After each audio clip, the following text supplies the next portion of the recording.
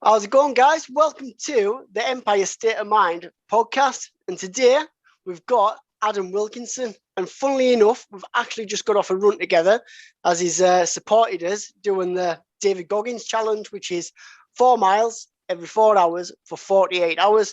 I've just done run number 10. I've obviously got 2 more to do. My legs are a bit tired. I might seem a bit flat, but I'll do my best to bring as much value to you and excitement as I can. So, Adam, first question before we get started. Who is Adam Wilkinson? Tell us a bit about yourself, man. Well, obviously, Adam, as you said, 38 years old, so only the 10 years older than yesterday's guest. So cheers for that, Lee. Threw us under the bus with that one. Work shifts, won't go too much into that, but like long days and nights, pretty hectic most of the time. Got a little lad, Shay, who's, well, he's not so little now, like 11 years old, which seems pretty mental even saying that now. Training-wise, trained probably from about 16 years old, I would say, onwards, in gyms and that, as well as playing football. Played football for like a lot of years, up until basically as long as I can remember, as a kid, up till I would say about early 30s, when eventually jacked it in. I was just getting a bit sick of groin injuries and hamstring injuries all the time, man. Limping around work for like the next week. So I would say that's about it. And then obviously spend a bit of time in Empire now. So in between my own training and helping out with kids' Cali classes with you, obviously, and odd functional. Mm. So what actually, do you want to tell the guys what training you do? So to be honest, a bit of a mixture. When I first started training, it was always sort of like machines and weights and whatnot. Nowadays, I sort of do a bit of a mixture, like I say, like functional stuff. So I do stuff like a lot of bodyweight stuff mixed in with the Cali, like obviously you're pretty famous for. And I wouldn't say famous, but cheers, mate, cheers. So I bit of that with the bodyweight stuff, and again throwing bits of weights in as well. Like I like to knock up like my own routines and stuff, and just smash through them basically. Oh, spot on. So Adam, you joined the 91-day Rise program, which we've actually just finished, haven't we? So could you tell us what were you like before it, and what was the attraction to doing it? To be honest, mate, I was all right. I felt in a pretty good place with everything, I think. But I think I just had an inkling that I knew it was going to be a busy start to the year. I knew I had a lot going on. And I just kind of thought probably would be something good to look at, just to even like focus on stuff and kind of just be a bit more organised with it, really, yeah. But like I said, I didn't sort of jump on board thinking I had any kind of massive challenges or anything that I needed to like severely sort out. Nothing like that. Just sort of thought it would bring maybe a bit of structure there and just get a bit more organised with everything, I think. Yeah. And how have you found that, dude? Oh, 100%. That's what it's done and more. To be honest, ended up like setting more goals than I'd even probably thought of. And I think the more you sort of tended to achieve and attempt, just what made you want to like throw more in there and just like I just push yourself even further, I think. Class, mate, class. What changes would you say that you've seen in yourself throughout the program? I would say the biggest like habits, 100%. Just from, like I say, I've had goals in the past and stuff that I would aim for, but I think just being a bit more organised and having like habits that you're going to do every day, which are obviously structured towards working for your goals and all that. I think them just, but even some of them, not necessarily to work for a specific goal, just to get into like things to have every day that you're doing, which just I think help you overall with everything.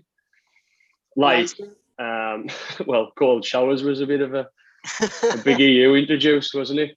Yeah, we're actually doing a sea dip tomorrow for the end of State of Mind. So after I've done me me running for 48 hours, going to bed at like 1 o'clock. Well, I won't be going to bed at 1 because I'll be finishing off a takeaway. Go to bed about 1:30. I'll be getting up for about 5:30 to go and do a sea dip down Addington with the guys inside State of Mind. So looking forward to that. Nice wake up call. First for me. Oh, you'll love it, man. You'll be fine. But at least I've prepped myself with these showers in it. So. That's it. Mentally prepared yourself. Aye. You were saying about goals that you've set in the past. Can you think of any off the top of your head or not that you'd aimed for and never really got? Or I think things like doing stuff around the house was always one. I was always like, I'm gonna get this room sorted, that room sorted, and there's always probably something that jumped in the way of it, and it's probably just got pushed to the bottom of the pile. And I think throwing like, say, well, I have done a couple of rooms in the house just in Q1. So I think just having it in mind that you were going to use them as a goal, say, you kind of, it was more like you were committing to it, and you were like, you were held accountable, weren't you? Because there was people there, you were telling people. You weren't just like saying in conversation with your mate, like, I'll maybe decorate the kitchen or whatever this time, and like not get round to it, you know what I mean? Yeah. What was your favourite or top result and why throughout the programme? Favourite? I'd say there's maybe a couple. Go for it, dude. Don't hold back. No, I think like I got into like a bit of a habit doing loads of Wainwrights with Shay when they weren't at school, like just because they were like schooling from home. It was just handy just to every week we'll go and do a Wainwright. And to be honest, I've only ever done one with him. I think I've done walks and stuff with him, but only ever done a proper Wainwright with him once. So I think we did like about 4 or 5. And just dead good getting into a habit of doing that every week.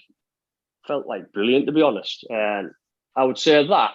And I think just like pushing the boundaries a bit more, like making videos and stuff for social pages and that, eh? What type of videos you been doing? Do you want to tell everyone? I know, like so. Well, just obviously training to be qualified PT, so I've got this side fitness page. So it's just like putting more stuff on there. What's your name on that page? Plug it, man. Plug it. Well, I think I'm going to change it soon, probably. But oh, right. Probably. Well, it's Wilk Fit, but just no I, so like WLK_fit. But I think, yeah, just putting more on there, like more sort of the different stuff, which I'd a long time ago I probably wouldn't have thought of putting it on, to be honest. Probably would have been a bit more like, what will folk think and that. And now I'm just like, don't really give a fuck, to be honest. Okay, fuck the haters. That's it, yeah. They're not going to be your customers anyway, are they? So it doesn't matter what they think. Well, that's it. And what do you think the key to your success was? What was the secret? I think just the group and the support of everyone. Like I said earlier, when I touched on if you were saying to everyone you were going to do this, there was decorate a room in your house, just having that accountability, being held accountable for it and saying, I'm going to do this by then, and you've got to like take action really to get it done. And I think then the weekly catch-ups as well, where you sort of say what you had done, they were really helpful, because you knew every Sunday you're coming on and you're going to say, what have you done? Or if you haven't done it, you were there like saying why, calling folk out. And I think like I obviously just makes you want to come on every Sunday and be like, I've done this, and this. I think that really good stuff. Like it, mate. So looking back, where do you think you could have improved, and what would you do differently?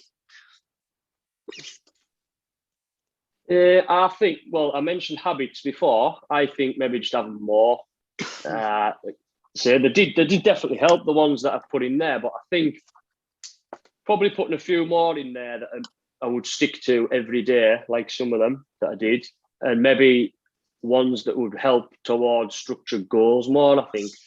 because I found they did make a big difference, probably mentally, like doing stuff where like really getting into this, like doing this every day. But probably there was some that I thought I would put in there, which I maybe never got round to doing it. And what were your main habits that you were doing? Well, cold showers, which you mentioned earlier, that was like starting off at literally 15 seconds at the end of a shower, bang onto cold.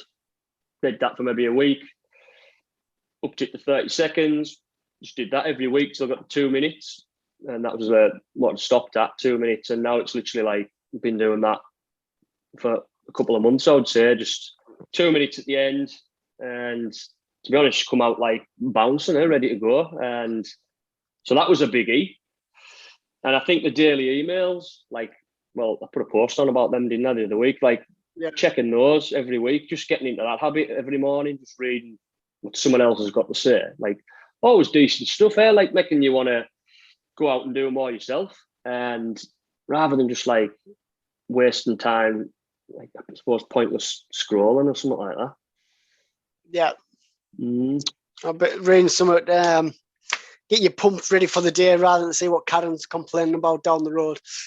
I just people moaning about like that there's 6 in a garden, and it's like sick of it, and it just go and read these emails instead. Some folk are happy complaining, so just let them crack on. Bash on. And what's been your biggest insight or your biggest lesson through SOM, through State of Mind? Do you know what? Literally the fact that I never even considered joining it. Like, I can remember when you and Frank were like bashing on with it and just being like, it looks like it'd be spot on that, but sort of not really for me. You know what I mean? Like I said, I was sort of in a decent place, felt all right with everything really, but so I never really thought about it. And it wasn't until I was sat with you in the gym that day and you and Frank were mentioning that, just not like plugging anything out, he's just sort of talking about what you were doing, and literally just thought, you know what, probably be decent to jump on board for, like I said, how busy I knew the year was going to be. And like, so I think a good insight that way is in that I didn't really consider doing it, but the benefits like massive. So it's like probably I wasn't like shut off to the idea, but it was probably just to like maybe a bit more aware of things like that. Like how jumping on board these things when you're like investing in yourself and that, how big of a difference they can make, mate. And what would you say the differences between you in January then to you now? What's your difference in yourself?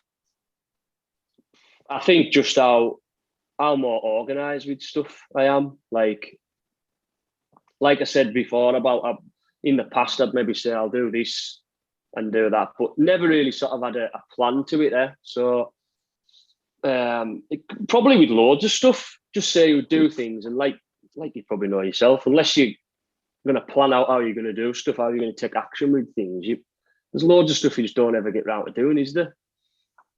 So probably that. I like, again, it's all the accountability side of it and that, mate. It's like, it's great, I think. Awesome. Have you got anything else to add or say? No, I don't think. Maybe just like back to that question before about the biggest insight. I mean, just like not to underestimate like how big a difference these things can make. And that isn't me like sitting trying to plug it for anyone who might jump on in the future. Like if I didn't think it was much cop, I wouldn't sit and plug it. I probably just wouldn't come on the podcast. True. True. Just like honestly, just like don't underestimate stuff like this. Like if you can get on a program like this and just creating goals and habits and stuff, and then you're there talking about it like once a week, only like half an hour calls, whatever, and you like, I've done this, I'm gonna do this, and you're held accountable for stuff. Like, serious how much of a difference it makes. What would you say? Because we do a weekly workshop as well inside our program. What would you say? What would you say your favourite workshop was? You could think. The money one, which massively surprised us. And why is that? To be honest, it was weird because there's like all the other ones are sort of. I thought they would resonate more like in my head and stuff, whether it was habits, whatever. Obviously, there's loads, but the money one, when found out it was like money on that Wednesday, I didn't like think anything negatively on anything, but I just like thought, all right, didn't think like gain a massive amount out of it because I'd already sort of made a few changes to my savings and whatnot. But when Frank held that one, shout out Frank. I was just like, I'll give that a go, and like changed a few more things. And I was like, you know what? Knows what he's talking about him. So for those that don't know, Frank's my business partner, me and my brother's business partner, and he actually invested in us, and he's also got a property portfolio. He's on with a self-build, so he's had several businesses before. So I call it finance with Frank anyway. When we do the money talk, finance with Frank, because he's got his head screwed on. To be honest, that's been one of mine. Like I've saved like over £1,300. Like I don't mean that gloatingly. Just got my shit together, stopped unnecessary spending, made sure I was transferring £100 every week into my savings, and absolutely smashed it. Like that's been one of my biggest wins throughout the program. Yeah, like I thought I was putting a decent amount of money away every month, and it wasn't until Frank mentioned stuff in like percentage form, and then I was like, I'm just gonna put what he's saying away there. And I literally doubled my standing order and my savings account. I just thought, see how I go, like over the next few months with that. And do you know what? Like I haven't missed that extra, and I'll probably just go and spend it on shite. So takeaways and that. There you go. Worth reading all the books. So he's read, yeah, that's it. He's read plenty. Finally, dude, what does it mean to you to have an empire state of mind? Honestly, just like always having something to aim for, I think. And like it can be anything at all. It doesn't matter. But and then putting stuff in place to do it, I think having like whether you want to call it tools, whatever, like putting those ideas in place when it's writing them down. Strategies. Yeah. And then as well, not probably settling on them, like and resting on your laurels, like pushing the goalposts. Yeah. Just trying to get like bigger, better with everything, I think. Just like not one area, just like your whole life, obviously, that's why you got that empire acronym in it. Yeah. So again, we mentioned this on the last one about your endeavour, your money, your physical and mental well-being, your intellect, relationships and experiences. You'll be sick of me saying this. You forgot to put your t-shirt on though, haven't you? I did, but to be honest, I ran in it, so I didn't want to be sat in stinky running clothes like. So, dude, out else? Do you want to have a little chat for 5 or? Yeah, can do. But how you find this running? Yeah, it's been tough. It's been, well, since run number 5 was where I found it was tough. And then my legs have been a bit stiff, and it's the sleep deprivation. Is that the word? Deprivation or deprived? Is that the right word? I think so, yeah. And only grabbing like an hour and a half max in between. I think that's a really good one on your mind, like working your mind, as well as your body doing the running. So up to 40 miles now. I've got 2 more runs, 8 o'clock and midnight, and then that's my last one at midnight. So I'm getting a takeaway. I'm going to get a pizza. I don't know what type of pizza yet, but I'm getting a pizza and I'm going to enjoy it. Class. It's some achievement, man. I think like all you think about is the 4 miles every 4 hours. You don't even think about the lack of sleep at first when you hear about people doing that. And like I enjoyed that run there with you, but I've only done one. I don't know how I'd be feeling after number 10. Like I know, mate. What was I going to say? Would you ever do it yourself, or have you got any challenges yourself you want to do? Have you seen any on Facebook, Instagram? Not recently. I mean, I used to get tagged in quite a lot of them on Instagram, and the minute I would get a tag in one, I would just be like, I'm going to do that. Like if it was something with like reps for time or something like that, all I could think about was just beating it there, and I would just be like ultra competitive. I'm going to go and smash that. But so the minute it's a challenge, I just perk my ears up and I'm interested. So as much as I'm not really a runner, I see the appeal in doing it. Like, but funny you should say, because I was actually thinking last night about when I was seeing like you post more and more. I was thinking maybe I should like get on board some kind of challenge, and I was trying to have a think, and I sort of started thinking about when I done that 50-day challenge. I was thinking, I wonder if I could like pick an exercise off that. So I started thinking pull-ups right away. I thought, I wonder if I could beat the amount of pull-ups I've done in the entire 50 days, like in a set period of days. So I was there with my calculator, like working it out. And I was like, not that old, mate. So I think it was about like I think I'd done something like 4,020 or 30, something like that over the course of 50 days pull-ups. So I was like trying to work it out. And then I got on to the point where I was like, what if I just done like a 24-hour pull-up-a-thon and just see how many I could do? And then I started looking at that number and I was like, Googling it, and I was like, next thing it come up with what like the world record was, and it was like around that number. And I was just like, that's a bit of a step too far. Unless you want to start setting world records in Empire, like. Hey, we can certainly do that. Get on it. If you get an adjudicator down, we'll get one. What was the 50-day challenge? I know what it is, but would you want to tell everyone? I saw that was obviously that accountability challenge, Yusuf, that word again, which was it during the first lockdown, wasn't it? The first lockdown, mate, yeah. Yeah. So 6 exercises: pull-ups, press-ups, dips, squats, hanging leg raises, and burpees.